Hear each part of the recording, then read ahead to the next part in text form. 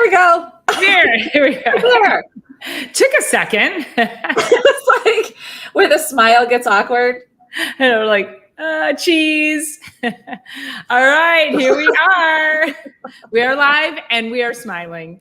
And this is another episode of Chiropractic is Sexy birthday edition for Chiropractic and me, yours truly. I'm Dr. Paula Ruffin. And I'm Dr. Erica Peabody, and the weeks fly by, and Thursday, off to the races. Here we are. Yeah, sorry, I was going live. I was actually streaming, so I was getting a little double feedback there. Oh, gotcha. Perfect. Yeah. So here we are.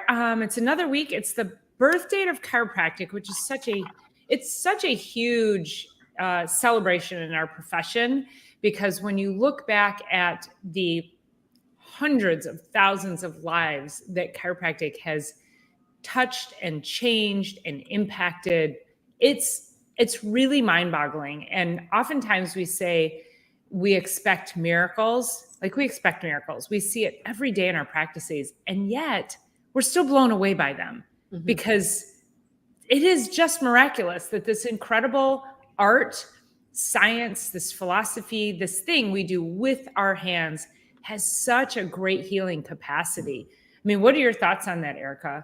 I mean, so there's one of the quotes that I think it's from BJ is, we never know how far-reaching something that we think, say, or do today will affect the lives of millions tomorrow. There's Kenny. Hi, Kenny. Hi, Kenny.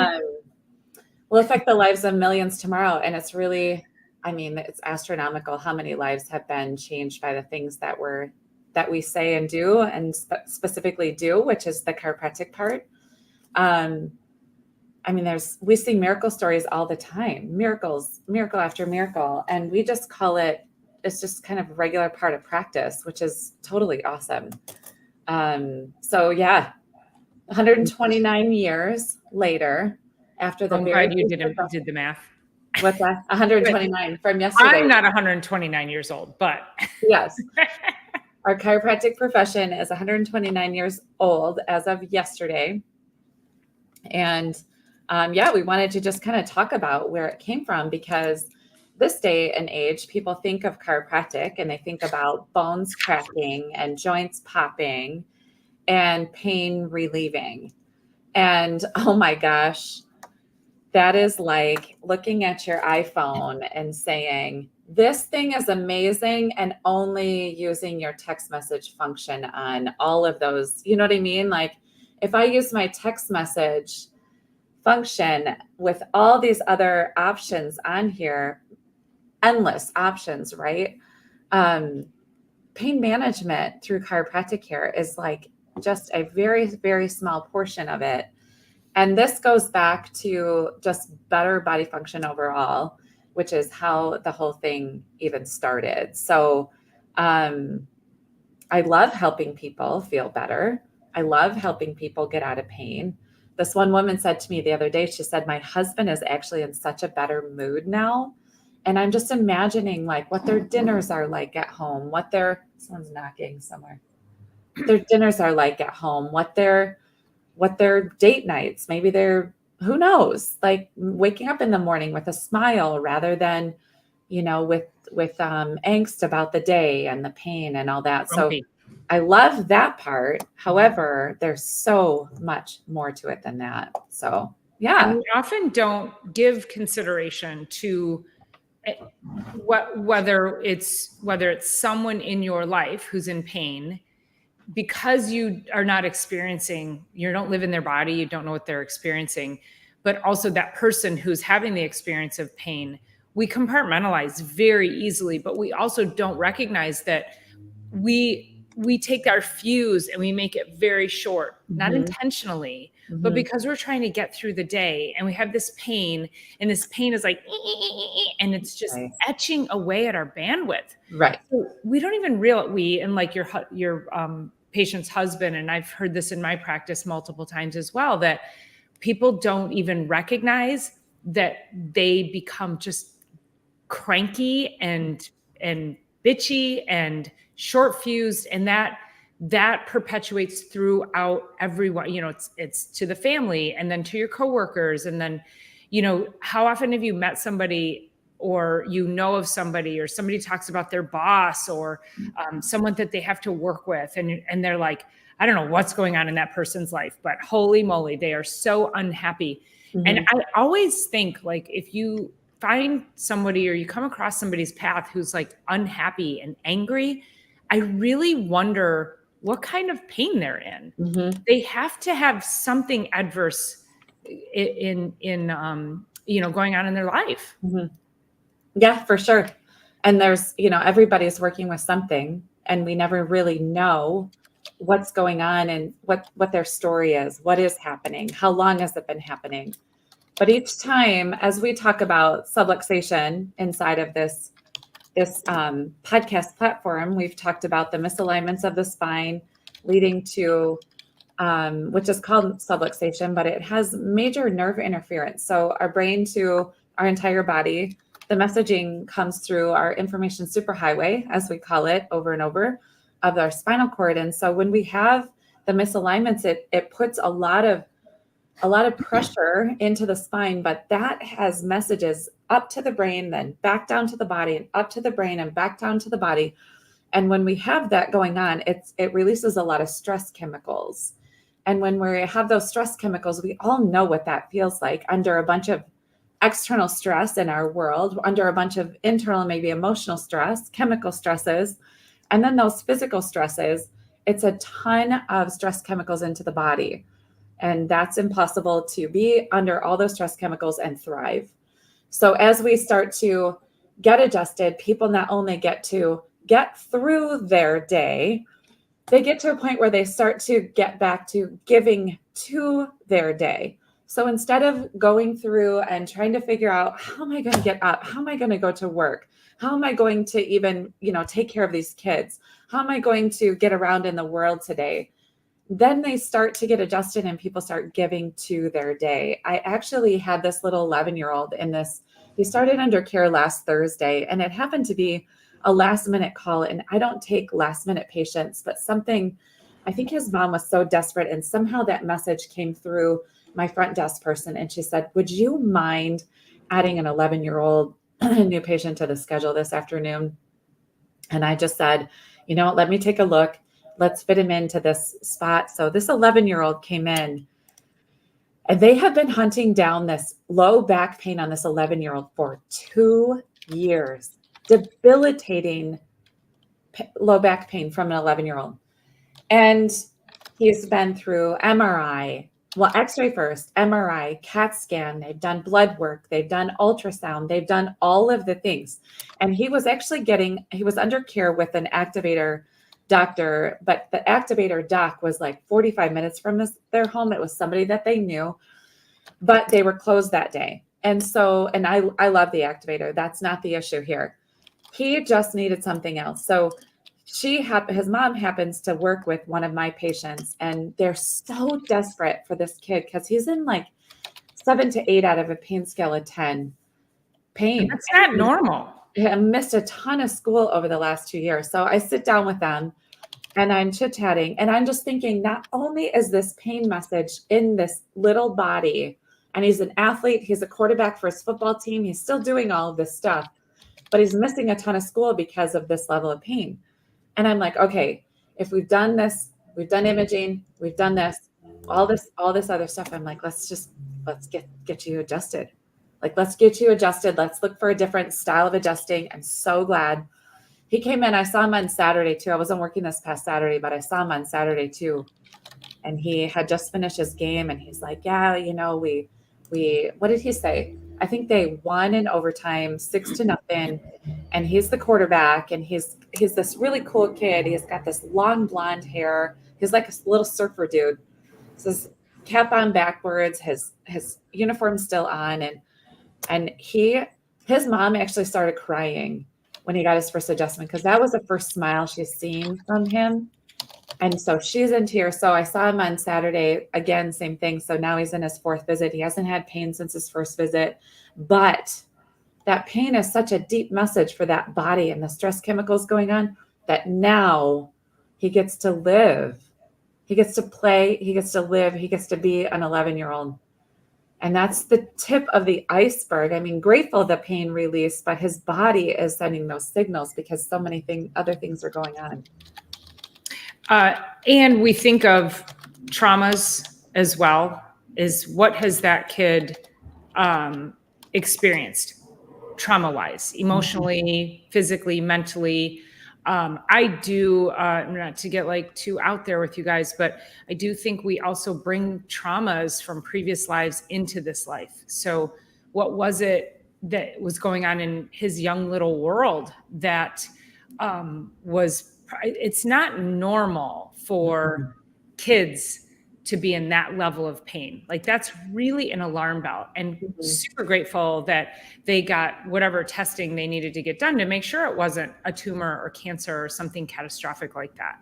So, yeah, so glad that you put that little boy into your schedule and you changed his life. You know, you never know how something you may think, say, or do today will affect the lives of those tomorrow. And how many parents have we had in our combined over 50 years that have cried tears when they see their kids be improving? They see their kids' lives improve. They see the life come back in their eyes and in their bodies and the joy that their kids start to experience again. Like it's nothing short of a miracle, you guys.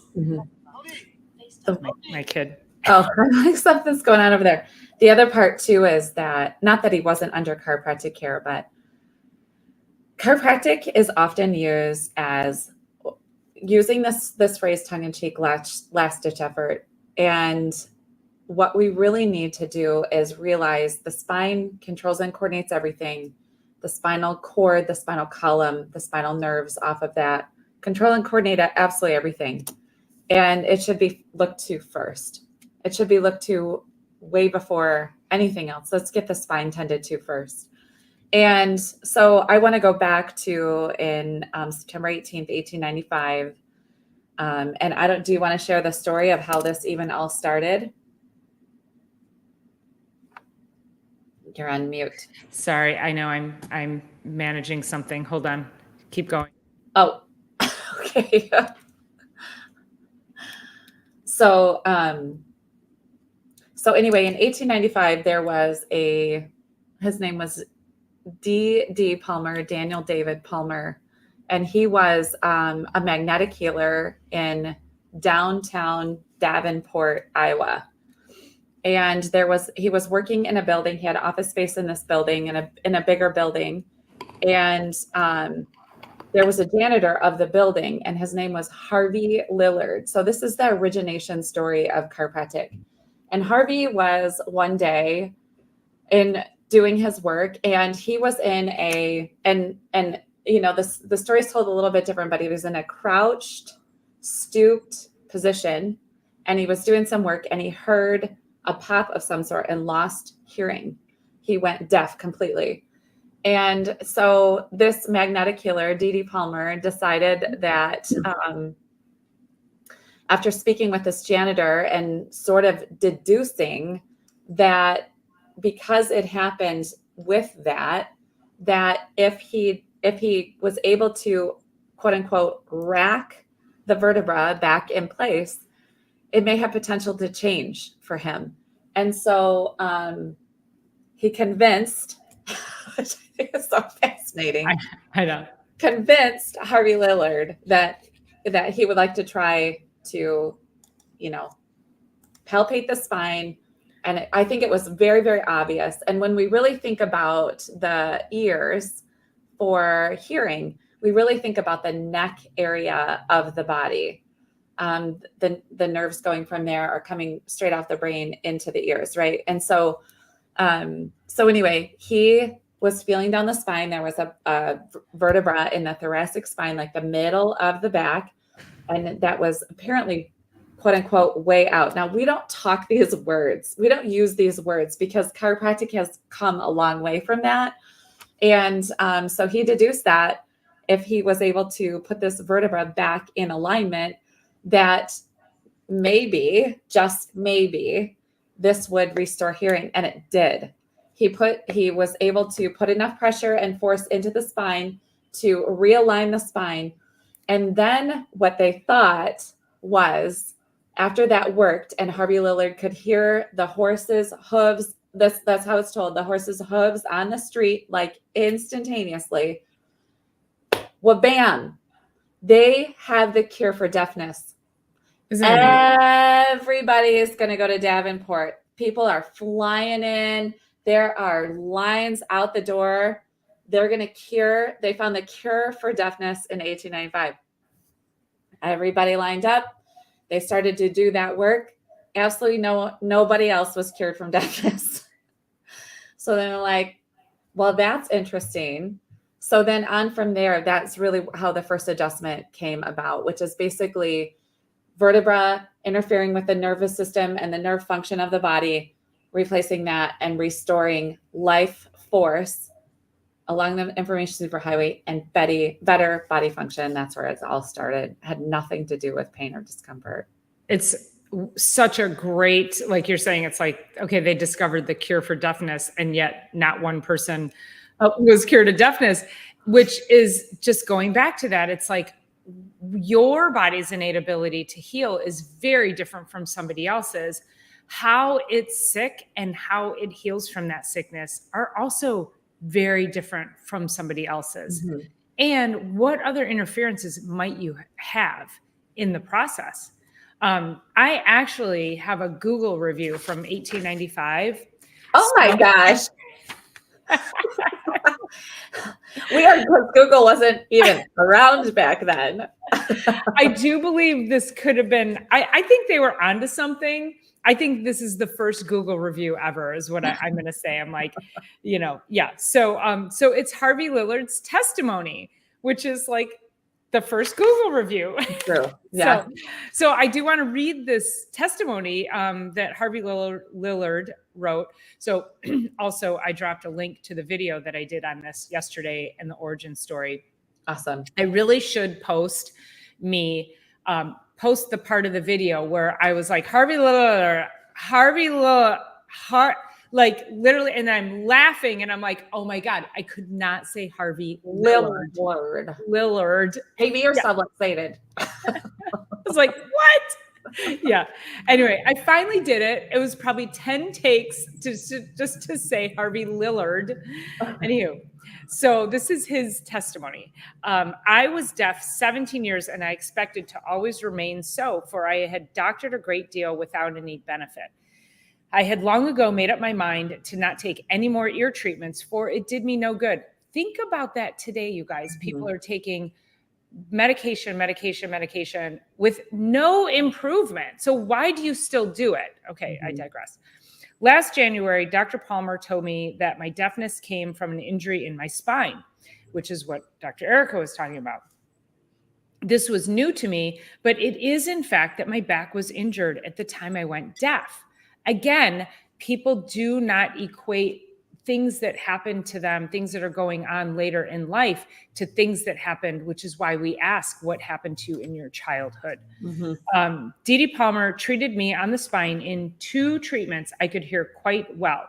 That was 8 months ago. My hearing remains good. Harvey Lillard. And that testimony appears in The Chiropractor, which was a newspaper in January 1897. So yeah, there you go. Which actually that timeline doesn't match up, does it? 1897. Yeah, it does. 2 years later. Oh, 8 months. He said 8 months later, his hearing was still good. Oh, but maybe this was printed in 1897. Yeah. Okay. All right. Okay. Probably something I'm imagining. I would freaking love. So one of our colleagues I'm connected with that's actually really deeply connected with Palmer, where it's called the fountainhead of chiropractic because it's where everything started, which is in Davenport, Iowa, right along the Mississippi there.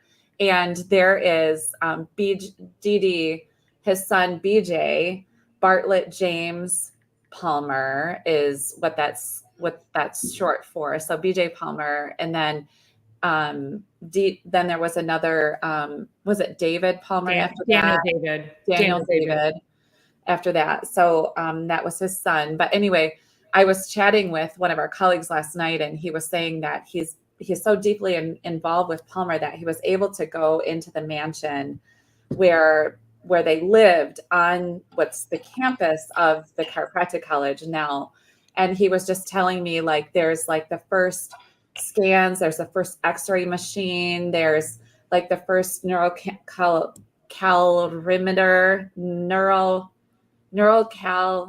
what is that I word? think it's neurocalometer or something. I don't know why I can't think of how Yeah. that's pronounced anymore. Have you never been in the house? I have, but Oh. I was hearing so much about it being cleaned up. So him Okay. and his buddies were responsible in the early, I think he got there in like 98 or 99. No, sorry, not then. 94, he started chiropractic college. And so it was like a couple of years after school, during school and then after school, that he was able to, like, they're like digging into all of the thrones of that. And it's so cool to just think about what they were doing back then and how ahead of their time, right? So we have gone from chiropractic being developed in 1895, so 129 years yesterday, to still the same thing happening today that was happening then 129 years ago. 129. And so it's interesting because it hasn't shifted from its origination. We haven't had to add things. There's been a lot of development, a lot of expansion, but we haven't had to take anything away. We haven't recalled anything in 129 years. And it's interesting because the medical profession will talk about chiropractic and say, they haven't changed anything. We don't need to. We haven't had to. That's the greatest part. We don't need to, because our body with a better nerve supply, that's all it is. It's just a better nerve supply. Using these. Are you going to recall our hands? You're going to recall our hands? Yeah. I love it because even as I travel, I often travel with chiropractors, and we don't have to bring a bunch of equipment. We don't have to it's our hands. And I'm 5 adjustments in with this other gentleman, and he's like, when I first came in, I didn't know what was happening. It felt like I left here and nothing happened, even though I give a pretty intense, deep adjustment. And you do know something happened, but he's just young. And so he's trying to figure out how this chiropractic thing could potentially help him. 5 visits in, he's like, and he's either 18 or 19. This is changing my life completely. Wow. Completely. He's like, I feel amazing for the first time in years. I was actually going to see what his... At 19, isn't that crazy? Yeah, so he's 17. Sorry, 17. And we've had 4 visits. And he'll come in this afternoon again. And it is astounding when you can start to set a body that's been stuck and fixated back into motion, set a spine back into motion that for whatever reason is severely misaligned. He's had dimmer switch, like Dr. Paula talks about a lot, a dimmer switch on his life force. 4 visits later, it truly is. It's like, if anybody could really describe what we did, there would be, giving life back. Yeah, that on a small flip side. So I have a woman who is 49 who was a patient. I haven't seen her in, I think, since 2006. So it's been 8 or 9 years since I've seen her. She called me. I think I told you this in a private message conversation, where back then she was benefiting from chiropractic care, but then she came in with some really weird symptoms. And I said to her, more in my thoughts, sort of like thinking out loud to her. And I said, boy, I just wonder if this sounds like MS. And she said, I paid attention. She told me this on the phone. She said, I paid attention. And she said, that was the first thing that made sense to me. I'd been going from doctor to doctor to doctor, and it spurred her on this path to then go to the neurologist and find the specialist. And anyway, she has a diagnosis of MS now. But she came back. So then she didn't come back for many years, and now it's hormones and menopause, and it's still the MS. So when she came in the other day, And she said, well, I know this is going to help me. I always felt better under chiropractic care, and I know it'll help the MS. Like, she's telling me this, right? I'm not going to say I'm going to cure your MS, but she knows that she feels better being here. But then I said, listen, I'm going to need to see you. I think I said like 35 visits over the next 4 to 6 months. And that there's a protocol and a program that we follow. And she said, well, what if I don't need that many? And I looked at her and I said, actually, you're going to need more.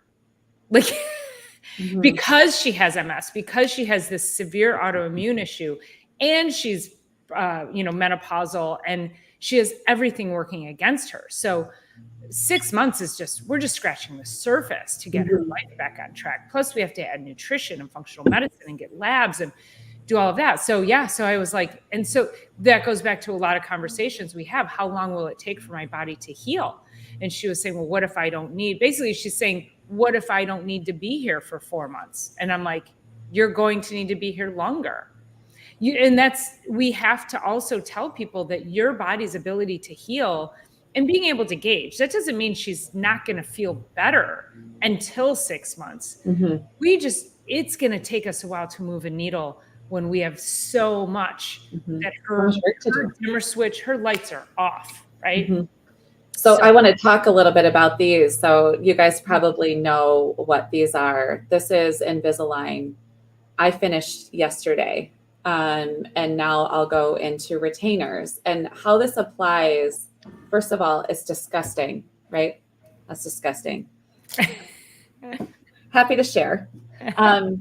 You can't get my cooties through. Do we need to talk about poop too? Because it's all the things. I mean, we're not afraid of it. Right. So I got started with my Invisalign journey 3 years, 1 month tomorrow. So I want to talk a little bit about this because I was fine. I mean, when I first got started, I'm 47 now. So 3 years and a month, I was 44, 44 and 4 months at the time, almost to the day. Right. So, when kids get into braces, when they're 10, 11, 12, as compared to a 44-year-old getting into braces, there's a lot of moldability as we're growing and developing. It's also a key opportune time to get your spine checked as we're growing and developing, instead of waiting until it takes a much longer process. I think if I would have done metal braces, I probably would have finished over a year ago, but I didn't want that part in my life. So I'm just looking back, and I get adjusted regularly, and I have since I was like 2 or 3 years old, fortunately for me.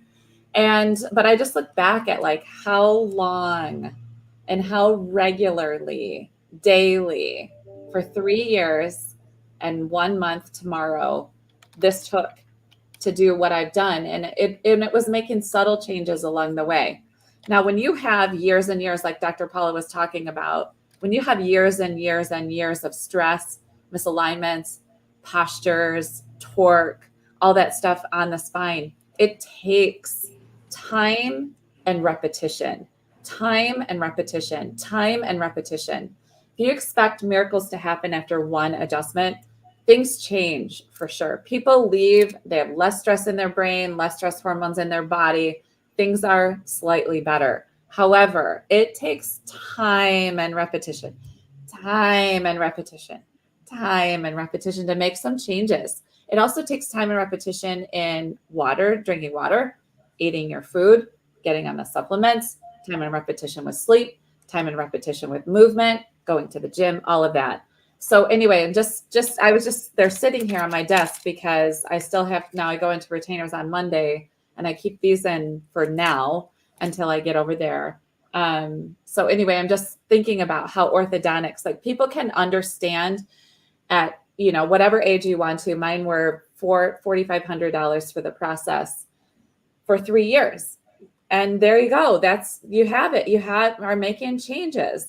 Well, the other thing that it's done for me, it's opened my palate, it's opened my airway, it's given me more oxygen to my body. Same thing with chiropractic. It just opens, expands, more oxygen, more nerve flow, more mental impulse.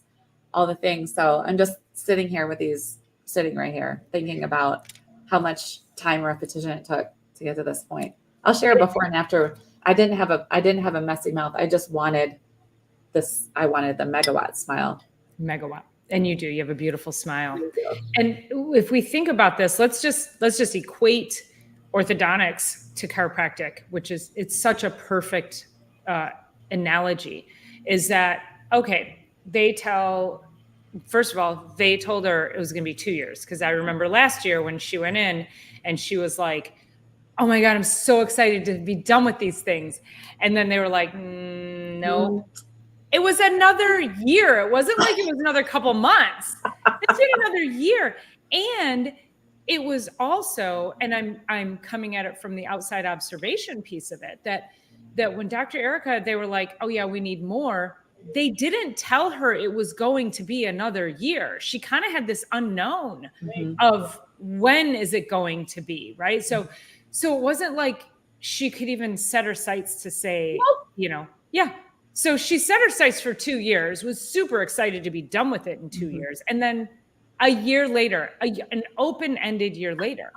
And the problem with that, or the analogy to that, is, let's say she spends this money, they give her the Invisalign, she puts them in, and she goes back 3 weeks later and she's like, it's not working. So I'm just going to take a break. It's not working. What happens? They go back. Yeah. You're going to take a break. This is what people do all the time in chiropractic. We start to make structural change, or we don't even get to a point where we can start to make structural change. And people say, I'm out of pain, I'm going to take a break. Could be 6, 8, 10, 12, 20 visits later. And you're taking a break from what? Structural change. You're going to backslide. And here's the thing, Dr. Erica also just said, is she's going into retainers. Do you know why? Because if she stops now, they're going to go back. So she just spent $4,500. If she's like, no, I think I'm done. I feel great. My teeth look great. You know what she's going to look like in a year? Back to where she was. So when we talk about maintenance of the spine, and once we get you to a place, it's easier to keep you there. So now she's at a place that it's going to be much easier to keep her there. It's not going to be as painful and daunting to keep her teeth beautifully straight like they are. So that colleague I was talking to last night, he also, in his practice, he uses the word protective care, which I thought was so interesting, because we don't want to maintain necessarily. We want to protect the investment, right? We want to protect that time, repetition, money, and energy investment that you came in to the office and you got, you're starting to get changes. You're starting to make things happen. And then he calls it protection care, a protection plan. I was like, oh, man, that's awesome. Yeah. Common sense tell you that if you're pain-free at a certain point, that going beyond that point will only make you stronger, or whatever area you're targeting. Absolutely. We think so. We 100% think so. Yes. It's like going to the gym, right? So we're in a good place. We're building muscle. We're building structure. Yes, absolutely. That it would get better and better and better. And every single day at a certain point in life where I don't want to say degenerating, but like that's the body's tendency, is to head towards the grave. Let's just be honest. We're animals. We're headed towards the grave. If we can be sure along our path that we're taking care of the life force that keeps us out of the grave, let's just tend to that now. We want to just drop dead like my mother. Yes. I know everybody makes fun of me. No. The truth. Let's just drop dead when the time is right. Drop dead. Right? Live a good, long, healthy life full of vibrancy and vitality, and then just boop, you're done, right? Lights out. I do want to go back, because as we're talking about the origin story, one of the other things that I think is fascinating that really just dawned on me when I was making the video for Chiropractic's birthday the other day is that D.D. Palmer was a magnetic healer. So let's think about that. So he used magnets to heal people, to help them with their pain and their ailments. of all kinds. Mhm. And when we think about this, D.D. Palmer he was a visionary, Mhm. because where are magnets today, you guys? You see this all over infomercials. The magnetic sleeve, the magnetic gloves, the magnetic knee braces, the magnetic back braces. People wear magnetic jewelry for their arthritis, for their fingers and their and bracelets. Magnetic therapy is everywhere. And yet people still called him a quack. If he was such a quack, why would we be using magnets for all Right. these things Right. still? I And was just, oh, go ahead. well, and I was going to say, and if he was such a quack, chiropractic would have been recalled. But Right. what y'all don't know is that people got thrown in jail for practicing chiropractic, because the AMA is so strong and powerful that even back, was it like the 30s and 40s and 30s and 40s, I think, was the big throw you in jail time, was that because it was a chiropractic license and not a medical license, that people were being arrested and thrown in jail. So there was a big underground of people going to see the chiropractor because they knew how much it was benefiting them and changing their lives without drugs and surgery, even Right. back then. And you guys, today, the AMA is still trying to take us down, and they just freaking can't. Right. So it's based on the truth. It's just based on a truth. mhm. Kenny, I can't actually, thank you for sharing. I mean, you complimented me on my glass. I can't actually comment because I'm live streaming somewhere else. It shuts my comment box down. So thank you. Thank you. But I just got one of DD's books out. Oh, so nice. a Okay. green book. Do you guys see how thick that is? Like that it is. I was looking for the page number. It is, well, the index comes in after that, but it is 985 pages. Amazing. Yeah. Published. But this is only one. I don't know how many green books there are, but this is literally what our profession is based on. And I turned to a page, and I'm just going to read a couple of these. So D.D. Palmer was the first chiropractor. He was the first to use nerve tracing. He was the first to write upon innate. He was the first to define chiropractic, to use the name innate, to write upon chiropractic, to edit a chiropractic journal, to add the cumulative function, to give the first chiropractic adjustment. He was the first to teach the science of chiropractic, to state that action is intelligent life. He founded chiropractic college, which we talked about, discovered that the body is heated by nerves, to assert that the molecular action produces animal heat, to harmonize the scope and the action of the two intellects. He was the first to state the nerve irritation increases molecular action. He was the first to affirm. So this literally is like pages and pages of the things that he was first at. And he wrote a number of these volumes. It's so funny. I have a barf bag in here from probably from Northwest Airlines. So funny. Call a flight attendant for bag disposal. Like, I've had this for so long. I'm sure that's from Northwest Airlines. That's hilarious. That's your bookmark. You guys think our podcast, I mean, we're at 31 of 33 principles, but this is one of the volumes of the things that we could talk about.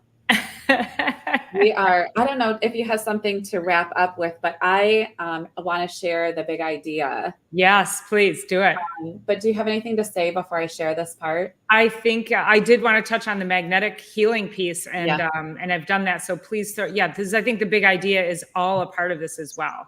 It's called The Big Idea, and this was actually written by BJ in 1944. So BJ was the developer. So DD, his dad, was the inventor. And then BJ came along and took the profession and started to expand and grow what it was doing. So I'm going to start with a big idea here, and then we'll kind of finish up. A slip on a snowy sidewalk in winter is a small thing. It happens to millions. A fall from a ladder in the summer is a small thing. It also happens to millions. A slip or fall produces a subluxation. That's what we've talked about, misalignments of the spine. The subluxation is a small thing. The subluxation produces pressure on a nerve. That pressure is a small thing. That decreased flowing produces a diseased, which we talked about last time, body and brain. That is a big thing to that man.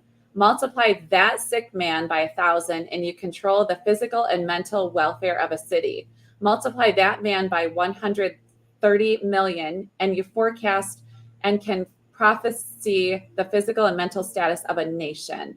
So the slip or fall, the subluxation, pressure, flow, or mental images and dis-ease are big enough to control the thoughts and actions of a nation. Of course, we're right in election time. So just imagine if everyone got adjusted, right? Okay, so now comes a man, and the one man is a small thing. This man gives an adjustment. The adjustment is a small thing. The adjustment replaces the subluxation. That is a small thing. The adjusted subluxation releases pressure upon nerves. That is a small thing. The released pressure restores health to a man. That is a big thing to that man. Now I'm going to start choking up.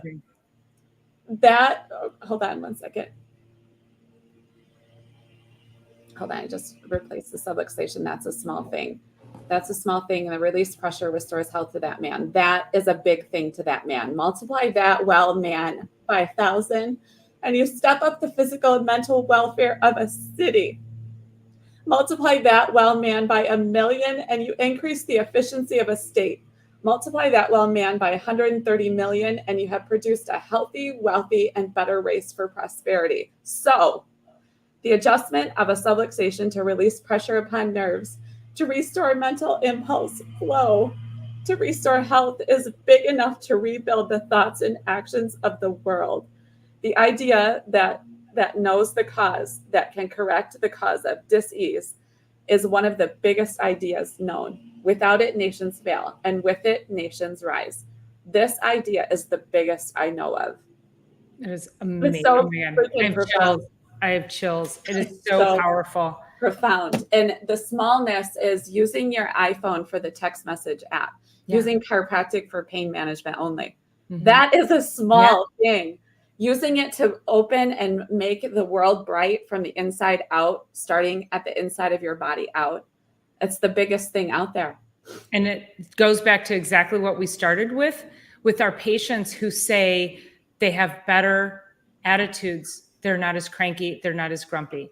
And that is one person, and multiply that over and over and over again. We talked about the expansion of that, the positivity or the negativity. Yeah. So remove interference and we can move mountains and create incredible populations of people. Like, oh my gosh. Forgive this. It's just how it works for me. Like, this is how passionate I am. And when we get to talk about this, that's why I'm so grateful we're doing this, because when I get to tap back into what drives me, and that little 11-year-old boy. Yeah. You changed his life. Literally changed the trajectory. I asked him yesterday when he was in, because he's like a little tiny Tom Brady. He's like, just got this cool vibe about him. Anyway, I said, maybe it could be a chiropractor when you grow up. He's like, I'm thinking I want to be a financial advisor. I'm like, I really don't think you're going to sit well in a seat and be at a desk job. He's like, you know what? Maybe you're right. That's so funny. That's so Get the big idea and all. I love it. Truly. Keep poking at him. We need chiropractors like him in this world, right? I just love him. Oh my gosh. So do you want to read the principle for next week? So next week we'll actually go, I put it for today, but it'll be next week. It's actually principle 31. We wanted to talk about the Founders Day yesterday. Dr. Paula's happy birthday, which of course she's got chiropractic's birthday and was meant to be a chiropractor. Yes. Subluxation is the interference with transmission to the body, is always directly or indirectly due to subluxation in the spinal column. So, okay, inspiring. We're gonna, yes, yeah. That let's see. What actually beautiful and frankly inspiring is the obvious passion and belief you have in what you're doing. That it evokes that kind of emotion says a lot. You should see our days. Yeah. We're not kidding when we come on here. Like we take it for granted because we've been doing this for so long. Our days are filled with, number one, being people's favorite part of their week, which how could you not love being that? But secondly, miracles. Every single day. It's amazing. And I think we should circle back when we're done with the principles. I think we need to start the next section with the big idea again. Yeah. And really dive into that. Because I think that warrants a whole podcast, don't you? It does. Oh my gosh, for sure. Perfect. Okay. And then at some point, I'm going to take all of these videos. We're going to move them over to another channel. I'm just giving you guys a heads up that that is what is going to happen. Don't worry. You will have plenty of notice when that happens. I just need to be able to have time to be able to do all the technical work. You're getting there. It's turning fall. It's still maybe I can meet with Dr. Erica. Yeah, you can buy me a couple of cocktails and I'll just sit there and go do. And yeah, we could do that. So love you guys. Thank you again for being here and engaging, supporting our channel. Make sure you're telling others, bring a friend along next week. And we are continuing to talk about chiropractic, health, wellness, and change the world in the process. So happy birthday, chiropractic. Happy birthday to me. And we'll see you guys soon. Love you all. Love you guys.